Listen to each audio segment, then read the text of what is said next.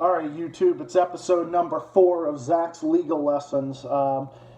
Today, I have returned with another lesson about the law. So let's dive right into it today, folks. So on Zach the Celtics guys, little segments / episodes. In today's episode, we're going to be talking about maritime offenses, also known as offenses on the high seas. That would include offenses like piracy and common law offenses such as masking light with intent to bring ship into danger, destroying vessel in distress or wrecked, or preventing the saving of life of a shipwrecked person. But let's get into one at a time. That way I'm not, just talking about one, two, three, 4 things. It's like, we'll get to one at a time. First one being piracy. What is piracy? You know how as a kid we always like to dress up? We like to dress up as pirate. Oh, I'm a pirate. Oh, for Halloween, my son dressed up as a pirate. My daughter dressed up as a pirate. It's like, oh, you see all these little kid shows featuring pirates and all that. But the funny thing is, there's actually a dark history behind pirates. Because pirates, you like to think as pirates on ships and whatnot, like, oh, they're funny little oh, these people are just on the ships and they're trying to get to... Actually, in all due reality, pirates are generally bad people because they're committing piracy. And what is the definition of piracy? Piracy is robbery on shores, robbery on the high seas, hijacking vessels, committing criminal acts on the high seas, and things like that. So piracy is actually a very bad thing. It's a very, very serious crime, and it's considered an act of violence and an act of robbery and an act of terrorism on the high seas. And if you are a citizen of a country and you commit piracy on the high seas or the international waters of your country, or within like a lake, or like, say if you're like a landlocked country but you're within a sea, like a landlocked sea like the Caspian Sea in Central Asia, or the Aral Sea in Central Asia, or something like that, the Black Sea or whatever. Wait, is the Black Sea landlocked? I don't know, but anyway, but yeah, no, piracy, and or if you hijack ferries or boats or things like that. So yeah, it's a very serious crime. Actually, in the country of Cuba, the last people to be executed in Cuba were in fact ferry hijackers trying to reach American shores, hijacking a ferry within the waters of Cuba. And of course, Cuba actually executed them in 2003. And that was their last execution to date. And yeah, that's what happened. But of course, how did people react to that? Some praise because obviously it was a heinous, horrific crime. And in situations like that, do I think the death penalty is warranted? The answer is yes. So for piracy, yeah. And actually, in some instances, piracy is considered hijacking. So like, in some ways, actually, in this country, hijacking an airplane is called aircraft piracy. So, like when you call like vessel piracy, piracy could include hijacking a ferry or hijacking whatever. Whereas vehicular piracy is another terminology for carjacking. So basically, piracy could include theft, robbery, things like that. So that's the issue. So yeah, piracy, depending on the circumstances, I would include a very hefty prison sentence, maybe life, maybe death, depending on the circumstances. Depending on if anybody died, if it was an act of murder, an act of terrorism, what were the circumstances. So the penalties, it basically varies. Then there's some other crimes like destroying ship or vessel in distress or wrecked, which is a common law crime. It's an old English common law offense, probably tied into piracy and things like that. I know it's on the law books of Guyana, which is a country in South America. It's the only English-speaking South American country and the only South American country part of the Caribbean and speaks English. So it's kind of part of the Anglo-Saxon sphere. Well, no, wait, is it part of the Anglo-Saxon sphere? I don't know. Part of like the Caribbean, and it's part of the English-speaking Caribbean. I think there's some other languages, but whatever. That's a whole nother story. And basically, it's the law in the books of Guyana and probably a few other places as well. Destroying a ship in distress or wreck, or something like that, what's the penalty? Imprisonment for life, which would mean life in prison. I don't know what the definition of life in prison in Guyana is. Maybe there's parole at some point. I'm not so sure.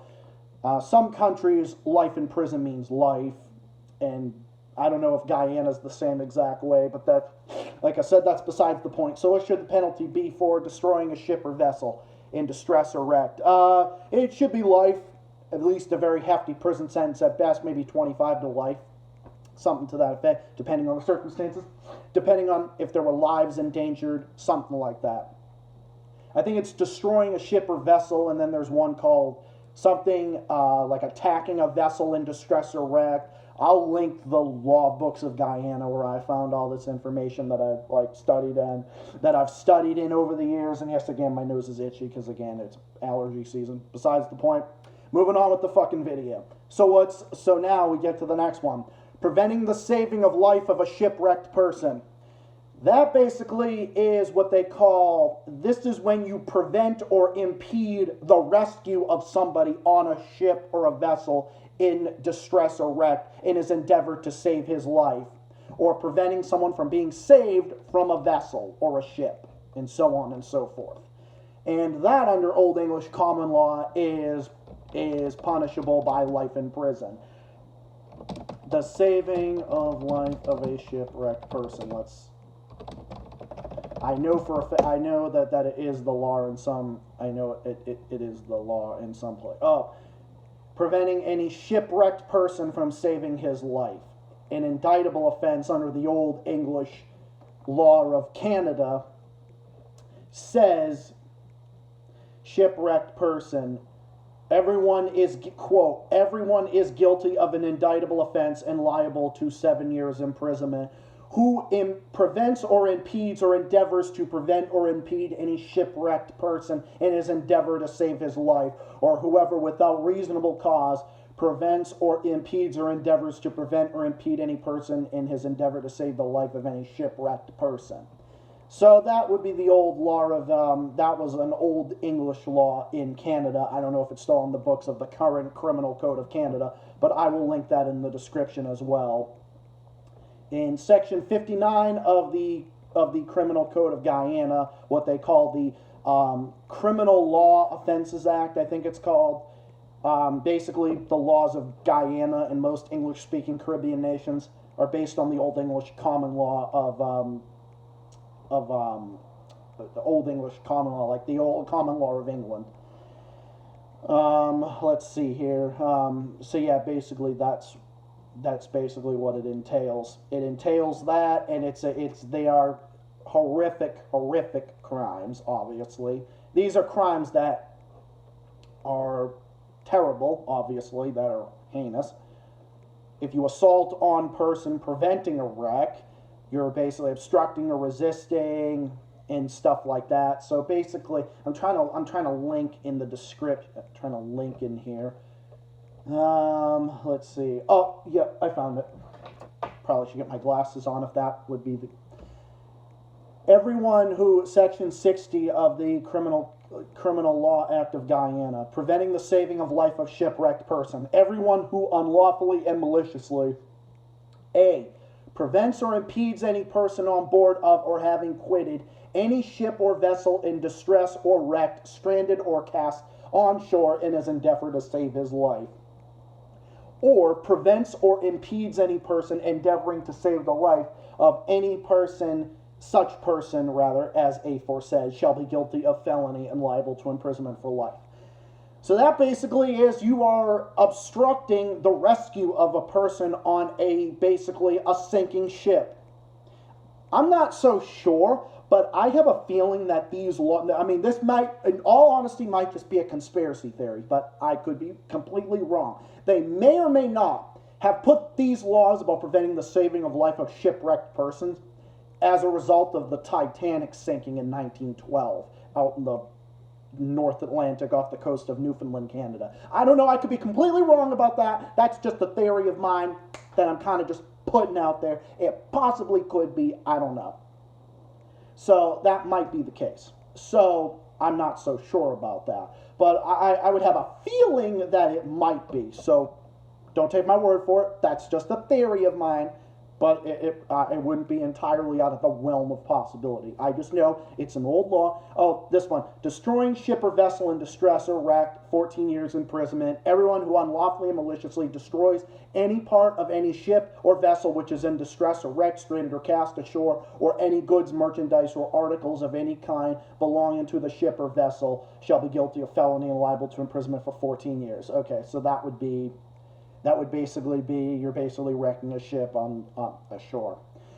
Masking light with intent to bring ship into danger.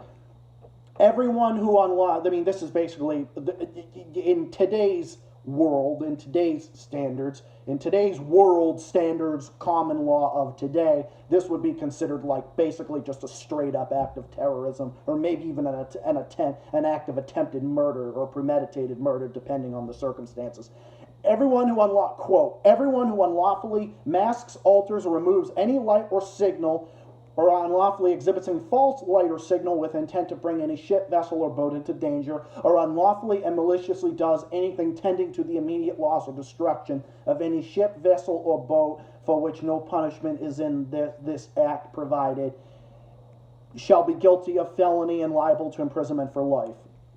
So yeah, that basically is an act of terrorism on the high seas. That's basically attempted murder, because you're preventing. Think about it. You are masking a light. So say for example, there's a buoy out in the middle of the ocean, and you're doing something to obstruct that light. So like if a buoy's coming in, like out in the middle of the ocean at night, where like in the middle of the dark, in the middle of the night, or like an ocean liner or something, and that ship is coming in. They have to, and the captain can't see, and he crashes into a rock, or because a light is being masked by some fucking terrorist. And let's be honest, this is an act of terrorism. This is an act of terrorism on the high seas. This might even be considered attempted murder, depending on the circumstances. So yes, I would think that this should be punishable by imprisonment for life, as the old laws of Guyana would interpret it. I don't know what other countries have this law on their books. I know there's some maritime offenses, probably under federal law of this country, probably the laws of other states, other parts, I don't know. But all I know is that, yeah, Guyana punishes this pretty severely, and I agree with that. It should be, because this is basically this is a horrific crime. And yeah, so I will link all of these. So yeah, basically, to conclude in today's legal lesson, yes, I do think these crimes should be punished very, very, very severely. If they say imprisonment for life, go right ahead. If you say we're going to go with the death penalty for this person, I wouldn't lose a wink of sleep, because these are heinous, heinous offenses. Especially the masking light with intent to bring ship into danger. I think that's the worst crime. This is like an act of, like I said, I don't mean to repeat myself, this is an act of attempted murder and terrorism on the high seas. Maybe both combined. It's like homicidal terrorism. You're basically committing a homicidal act of terrorism on the high seas. That ship crashes into a rock or a boat, or it becomes the next Titanic because of that. That would be on the person doing it, and probably exhibiting that false light or signal. So yeah, that would be life in prison. Definitely, because that's terrorism. Yeah, there's a word for using violence against a vehicle, a boat, an aircraft, whatever. There's a word for that. It's called terrorism. It's straight up terrorism. No way around it. That's what it is. They obviously use these terms because this is Old English terminology. This is Old English terminology. I could be completely wrong, but that's probably how they interpreted it. The Criminal Law Act of Guyana was implemented in 1998, March of 1998 rather. And this was, I don't know who was president at the time in Guyana. I think it was, I don't know, it doesn't matter. It's not this is not a political discussion. This is just, I'll talk about the history of Guyana in another video, because I definitely have, that'll be a topic for a future video on this channel. Not political, but just world history and whatnot. So that concludes today's legal lessons, episode number 4 of Zach the Celtics Guy's channel. That basically concludes today's lesson. Let me know what you think. I'll link these in the description. Comment, subscribe if you have any questions. Link them down below. This concludes episode 4 of Zach the Celtics Guy's Legal Lessons. That concludes today's episode. I'll see you all again for another lesson here soon. More videos and more content and a whole bunch of other stuff in the works. Stay tuned to find out more. More videos on the way, and I'll see you all again in the next video and the next stream and more stuff going forward. I'll see you all again, and until next time, if there is a next time, just kidding, there will be a next time. Soon, promise. Bye for now, peace out, and have a good day.